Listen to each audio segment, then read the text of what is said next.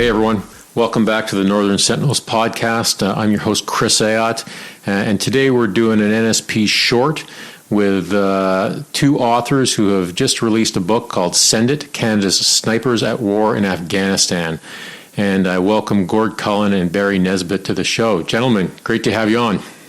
Great to be here. Thank you. Huge fan. So let's start off with a little bit of background on both of you. Give us a bit of a sense of who you are before we dive into the questions, and really kind of focus on your background as snipers, and it gave you the ability and the cred to write this book.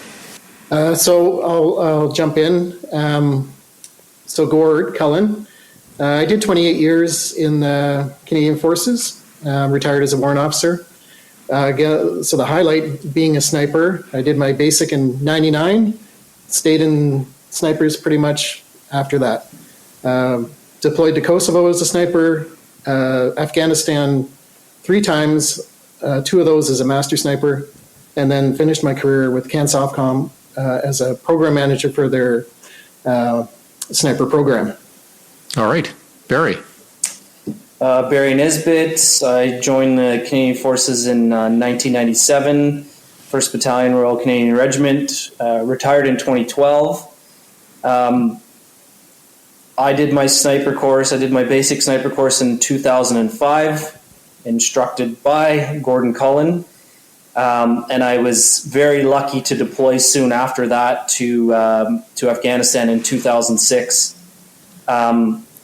Came back, taught on multiple sniper courses, and then went back to Afghanistan again in 2010 as a sniper detachment commander, again under the watchful eye of Gord Cullen. So I owe everything that I am in sniping to Gord, and a lot of us do, and couldn't think of a better instructor or mentor to have had throughout the years. And we've certainly shared some interesting and scary times over that career, both in training and while deployed.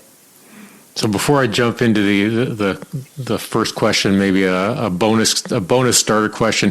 So was it more stressful to be trained and overwatched by Gord, or write a book with him? I would say the challenge to writing a book with Gord is he just knows everything about sniping, and I would pale in comparison to knowledge and experience. But at the same point, I owe all my knowledge and experience to Gord as well. So I would say probably equal. All right, we'll take that. Now, I think like a lot of authors, right, there's got to be a motivation behind why you do something, why you write a book, because I've interviewed a few authors and I've seen a lot of authors interviewed, and it's a significant effort to write a book. What was the driving force behind your decision to tell this story of Canadian snipers and in the level of detail you do?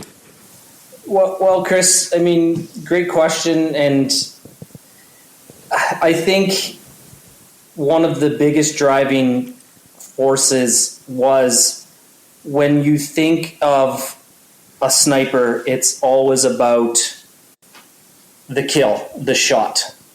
And there is so much that goes into becoming a sniper before you get to that point, and even after that point. And there's just not a lot of information about that. Some for good reason. Operational security, you want to keep things, you want to keep tactics and such close. But, an interesting thing was when we got the jacket for the book and we were reading the back of the book from the publisher, it had the word marksman in there. And Gordon and I instantly said, nuh-uh.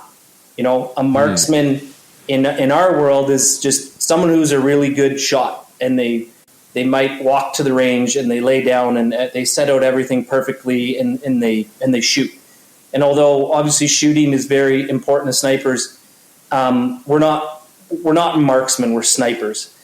And so much goes into the training, the development of a sniper detachment, of just from training to workup training for a tour to mission planning to how do we get to where we're going to take that shot? How do we select a position where we're going to take that shot?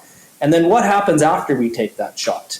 Which is an incredibly, I don't want to say stressful, but almost like a vulnerable point. You want to try to always be able to take a shot and remain concealed, but a lot of times the situation, you're not going to be able to do that for multiple reasons. So now you're in a position with minimal amount of other members around you, and now you have to get out of there. So there's just so much more than to pulling a trigger. And a lot of times we'll go on a mission and we won't pull the trigger. And that doesn't take away from what we do or how we do it, because we still go about doing it the same or very close to the same every single time. Yeah, so I mean, it's really about the depth of this part of the profession, right? And I think that what you highlighted about the marksmanship vice sniping, it's a different thing, and the level of commitment and dedication and training and complexity of the task, I've probably lost on a lot of people, and I'm wondering. So the book dives into the sort of individuality, the individual nature of sniper training, and how do you think that's in tension, or how do you think that contrasts with the wider sort of team approach to military service, and why do you think that was important to highlight that? I think it's especially important to highlight the individual training or the requirements of a sniper to kind of display what the toll is on that sniper throughout training and employment. You look at the Canadian Forces or any other forces out there, and most of their training revolves around teamwork, cohesion, max use of firepower, where the baseline for a sniper is being able to bring that intensity, reliability, professionalism as an individual, so that when he becomes part of a team, he is that that person or sniper who's going to be relied upon or be able to be relied upon, because the people that he works with know that he has that baseline of capability that is only going to be value added to the team. And you think about sniper employment. We used to work in two-man teams. Back in Kosovo, when I deployed out with my sniper partner, we'd go out for 3 or 4 days, and it was just he and I. So although there's a great deal of team cohesion between that person and myself, when he went to sleep, he was able to sleep because he knew that the training that I went through, the philosophy that I represented was the same as him. And he could get that 2 or 3 hours of sleep, knowing that if I needed to make a call, I was going to make that call. If something was going to happen, or something, a situation started to develop, that I was able to, just like he, develop that situation as an individual and then as a team. So it kind of talks to isolation and autonomy, or the mental discipline that we need to have. And then in the same regard, in the book, it humanizes the sniper. It takes him away from uniformed member and gives him an identity. And that's a lot of the focus that was put into the book when talking about training, was to outline the intensity of the training or the requirements of the training to create that individual sniper so that when grouped in a team of 2 or 4 or 6, that baseline was constant across the team, which is what creates the Canadian sniper. We always boast, we can operate with the same lethality intensity as an individual as we can as a group. And that's because of that focus of the individual training requirements. So before, I'm going to go back to Barry with the next question, Gore, but maybe I'll just follow up on that. So I'm wondering what your experiences were with team integration in terms of the bigger Army team, because as you sort of outlined, there's a bit of a mystery behind snipers, right? They're out there, right? So they're part of a team. They're out there. You're not gonna see them. They're there. You're trusting that they're going to be there. How did you and Barry, and you can speak for yourselves, obviously. How did you find that actually the integration into the bigger team then, was that a challenging thing? Or was that something that was relatively straightforward because you come from the ranks of that battalion, of that particular group? Well, I think for me, looking at my 2 tours, there's certainly, a learning curve for, for me as a sniper and as a sniper detachment commander when I'm a sergeant and I'm speaking directly to a company commander. I'm speaking directly to a major, and I'm briefing him. I'm telling him, what I can do for him for his operation, and they don't really know. And Gord always taught me when we were doing a combat estimate, or we're going through our courses of action. He's like, you can make them pick the one you want, and because nobody can employ snipers better than a sniper, because we know what our capabilities are and we know what our limitations are. So I think that was a bit of a hurdle early on in Afghanistan, but like everything, you learn, you adapt, and you evolve. So maybe I'll come back to you, Barry. You both said that this book serves as a tribute to all Canadian snipers across all regiments. So why was that sort of that tribute particularly important to you in writing this book? Well, Chris, I think it's important to note that where this project started and where it ended was very, very different. Mir Baumanyar, we couldn't and would not have done this without him. But it came as a project where it was going to be a whole bunch of different snipers from across different regiments, given stories, given interviews, and then that was going to be brought into a book. What it ended up being, because some people didn't want to participate for lots of different reasons. But what it ended up being was, kind of a journey of myself and Gord and one other sniper, Yves Bedard, who has a chapter in there as well. So I think that's important to note. But, if you read or watch anything about Canada's time in Afghanistan, there's 2 times when you're going to learn about a Canadian sniper. It's when they've made a record shot or if they've been wounded. Right. Other than that, it's almost like we didn't exist. And it's important that every battle group that deployed into Afghanistan had snipers with it. Every single day, every single night, there was a sniper as part of a battle group doing something, watching.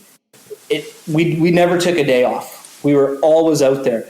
And if you think about all the rotations that went through, there's just so many of us that just because we didn't make a record shot or just because, we didn't get injured, it doesn't mean that we weren't contributing to the effort.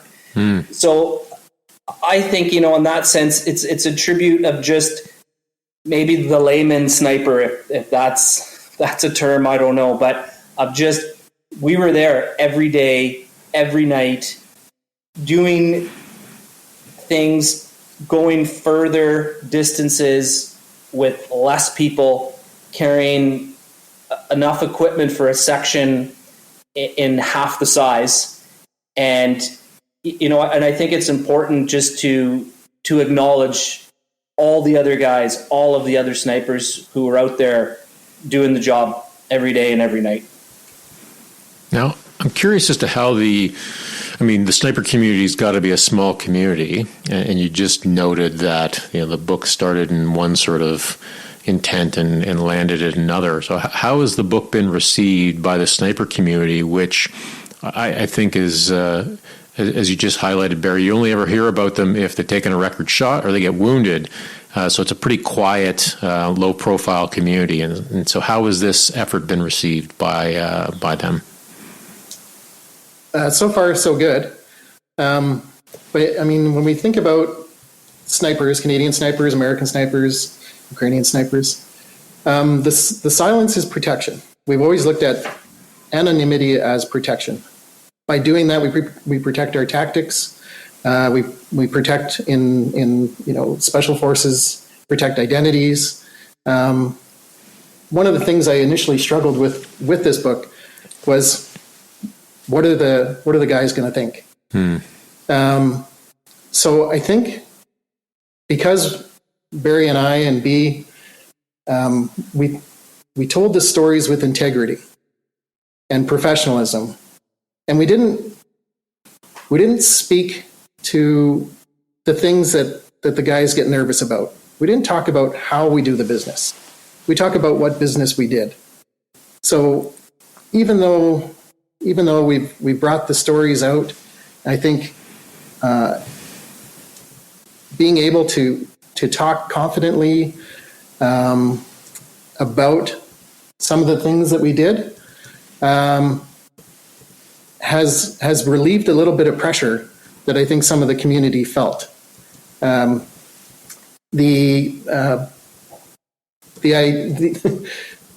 stories in the books are some of the best that I've heard and I've seen by some of the best people that I had the chance to work with. And I think that they're told in a way that snipers all over the world will resonate with, because those are experiences that they are going to have as well. Maybe not in the exact same form, but the shared kind of, the infills, the time in OP, taking the shot, exfilling, and then dealing with your thoughts and dealing with the characters after all that's taken place is something that's going to resonate with all of them. And I think the way we told the stories is going to be the big takeaway, the overall understanding of professionalism, risk, stress. Those will all be common emotions that everybody's going to be able to share. And by not diving into the secrets, like the how, you can Google anything about snipers. You're going to find out all the equipment they use. It's all out there, and that's not the stuff we hold near and dear. The stuff that we're protective of and will always be protective of, because it may save a life, is the how. So by presenting the stories with, again, integrity, it's going to allow the community to be able to share those stories and maybe even invigorate what we had hoped would be the original outcome of the book, would be a holistic telling, or even just preserving history of Canadian snipers through storytelling, which it's always going to be the best way to preserve history or talk about shared experiences that Canadians, snipers, they'll be able to draw on those experiences, or speak more confidently about what their snipers do, by being able to tell the stories. There's probably a number of Canadians or anybody anywhere that has a very glamorized ideation of what a sniper is. I mean, the movies you see on TV, the stories that you get in the newspapers or online. Feeling like an old person now. It's very, lone wolf, but in reality, it's not. It's a very tight community of extremely professional and talented members that span globally.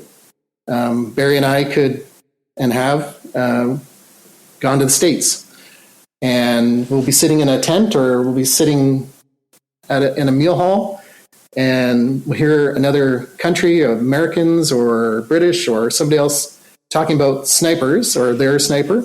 And there's an immediate bond because we, as a sniper community globally, share a lot of experiences.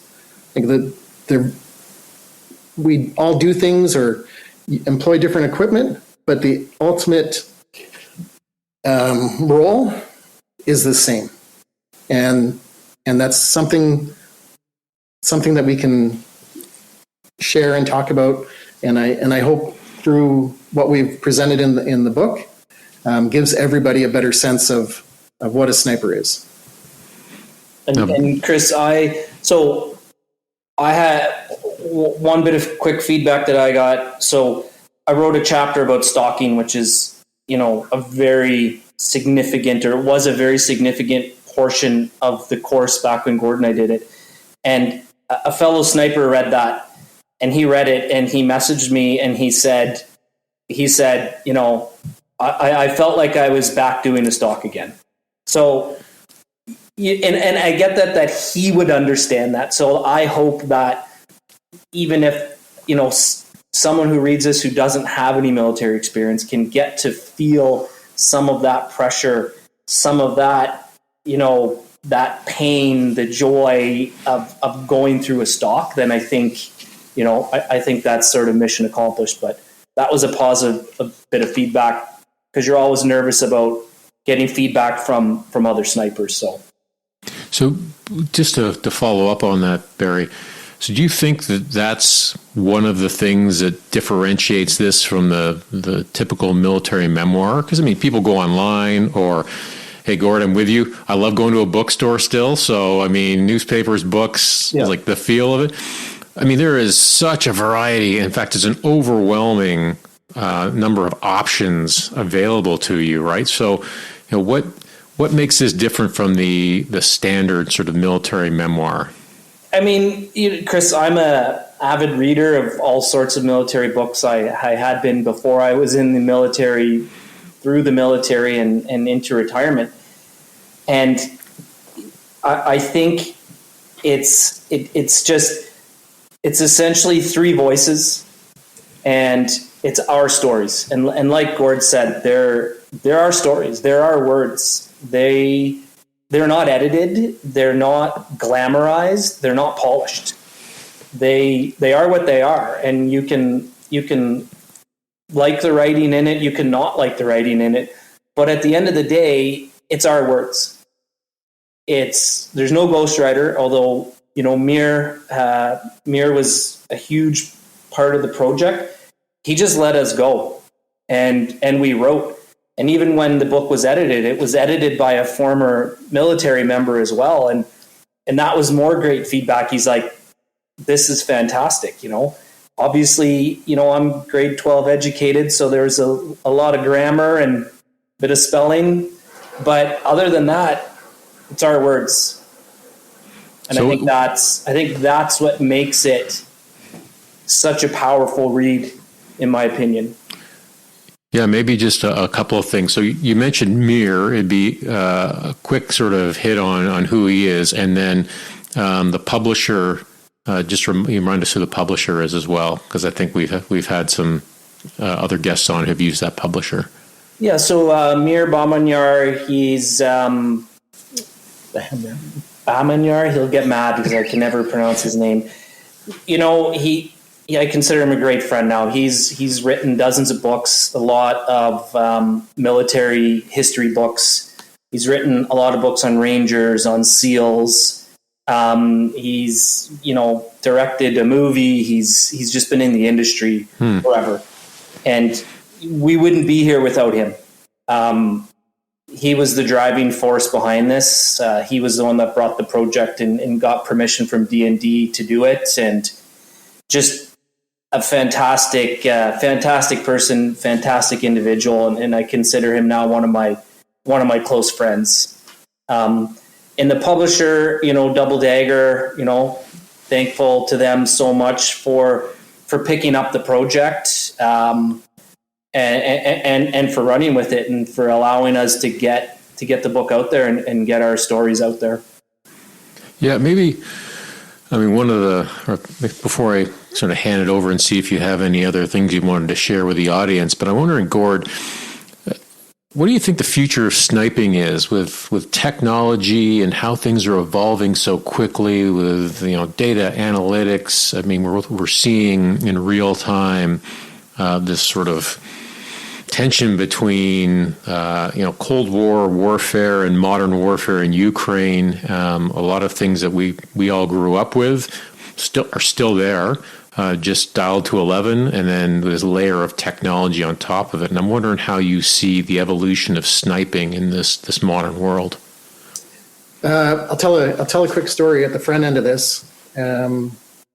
So I was in Washington as part of a working group to figure out how to reach further with the sniper systems, to get into extended long-range shooting, observing and spotting.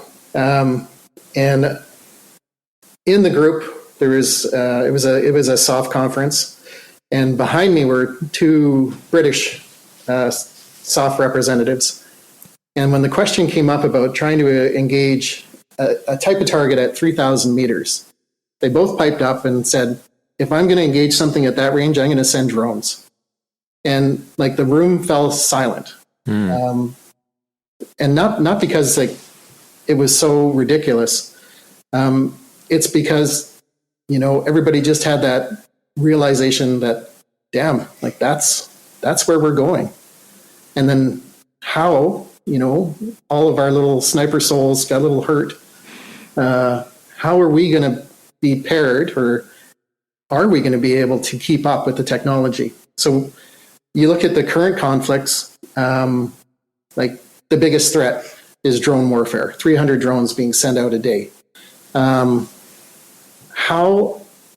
do we cope? How do we remain relevant? And I think what we're going to see, and we've already heard of it anyways, with that 4,000 plus meter shot in the Ukraine, which was assisted by AI, is you're going to see snipers not so much becoming obsolete, but becoming more engaged with technology. We're already very, very smart with technology, with ballistics. We're going to employ smart scopes that are going to give us even greater precision, because once we start shooting at 4,000 meters, an error plus or minus 2 meters or 0.2 mils is a gigantic miss. The targets that we need to engage have become reduced.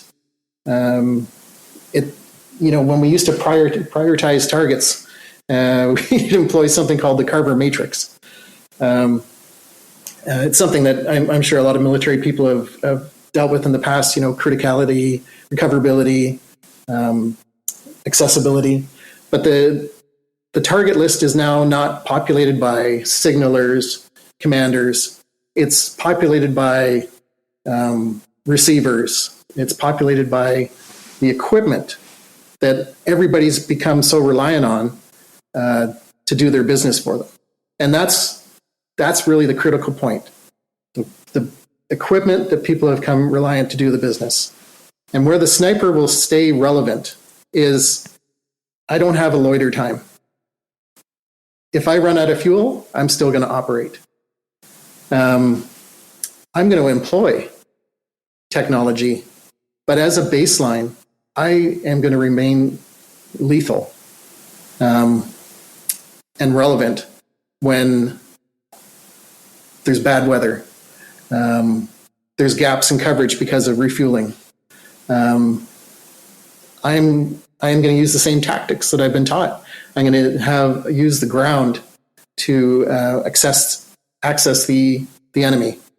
I will be as stealthy as I am, or I was in 1999, using the same tactics. But I am going to empower myself with what technology is bringing. I may have a drone of my own that I'm going to throw up, and it's going to tell me, what's 300 meters in front of me? How much risk can I take? I may employ fabric on my hide that totally disrupts the thermal signature or any IIIR observation. I think as technology increases, and I think at some point we're going to hit a wall. Drones are the big talk because they are so effective, and they are fire and forget. Like, nobody gets upset when a drone gets shot down. So from a public sense, there's a lot more acceptance of let's throw some machines into the war so that we don't have to attend ramp ceremonies anymore. But it's just going to keep building. We've already seen weapons that are able to, like microwave weapons, that are able to knock down hordes of drones at a time. So as all that technology continues to evolve, the sniper in his truest form will stay relevant because he can still close with and destroy with precision fire. Gentlemen, I'll give you the last word. Maybe Barry, if you have any things you want to leave the listener with, and then over to Gord before we wrap things up.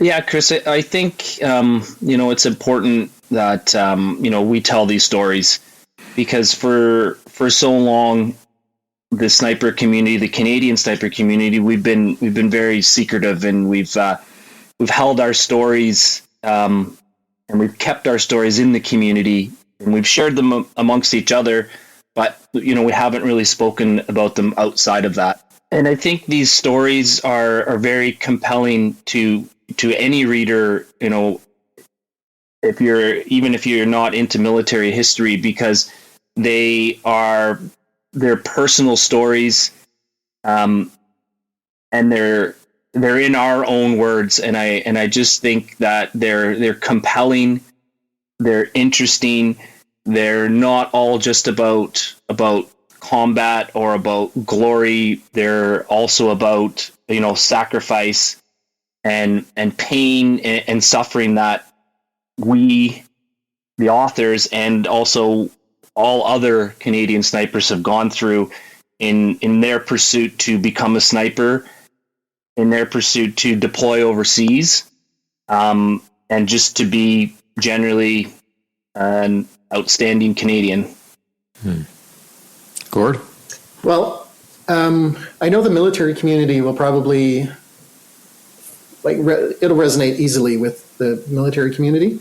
So what I'm hoping for is the book really kind of speaks to the civilian or non-military or even military members who just don't understand sniping. And I hope the book kind of is able to portray the people, the missions, the mindset, the emotions that are tied to being a sniper, and what it brings. There's so many similarities in civilian world to what we do as snipers. When we talk about commitment to a craft, trust in the people that you work alongside, resiliency, like in the face of uncertainty, and finding meaning in choices, even when they're hard. Like, how many times did I tell you you had to go somewhere and it was the worst place ever? You did send me to some nice places in Afghanistan. Yes. Yeah. So maybe, I hope when the civilian or that person reads the book that those experiences are brought out for them, and it gives them just that greater understanding. And then ultimately, the goal is pride in Canadian Forces, pride in your Canadian snipers, and in the program that just keeps creating the top of the trade across the world. Gord Cullen, Barry Nisbet, authors of Send It, Canada's Snipers at War in Afghanistan. Thank you so much for being on the Northern Sentinels podcast. Listeners, you can find the book, I'm sure, on Amazon, Double Dagger Books, and anywhere else that Google sends you to find a copy. Gentlemen, thank you so much for all your efforts, not only in your service, but in putting this together, because I think storytelling and the sharing of stories is of absolute vital importance for everybody to be able to understand what service and sacrifice means. So thank you for all your efforts, and thank you for being a couple of our Northern Sentinels. Thank you. Thanks for having us, Chris.